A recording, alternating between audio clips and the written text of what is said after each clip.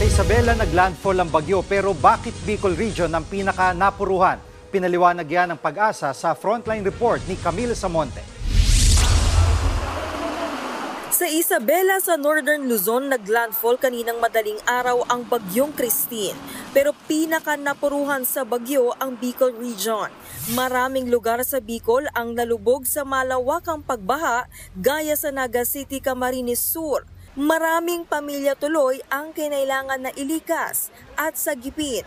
Paliwanag ng Pag-asa, malawak ang spiral rain bands ng bagyong Christine at paulit-ulit na tumama sa Bicol Region. Mabagal din ang paggalaw ng bagyo, kaya't nakapaglabas ito ng mas maraming ulan nitong mga nagdaang araw. Possible na malaki yung area na coverage ni Christine tapos bumaba pa siya and then tumaas. So medyo nagtagal din, medyo nababad din yung Bicol Region sa mga pag-ulan. Pagtama ng bagyo sa Northern Luzon, mas malakas naman na hangin ang naranasan. Ayon sa Pag-asa, marami pa rin itong dalang pag-ulan. Pero di gaya sa Bicol, bumilis ang bagyo pagdating sa Northern Luzon. Kung titingnan din naman natin yung mga rainfall, marami din namang mga ulan or marami ding rainfall na naibagsak sa Northern Luzon. Although dito sa may Northern Luzon, nung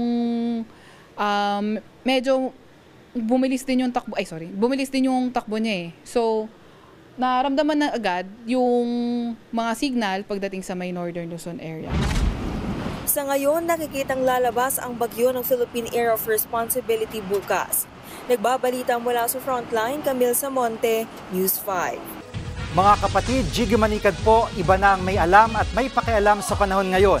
Para sa konkreto, kumpleto at komprehensibong balitaan sa Frontline, mag-follow at mag-subscribe sa social media pages ng News 5.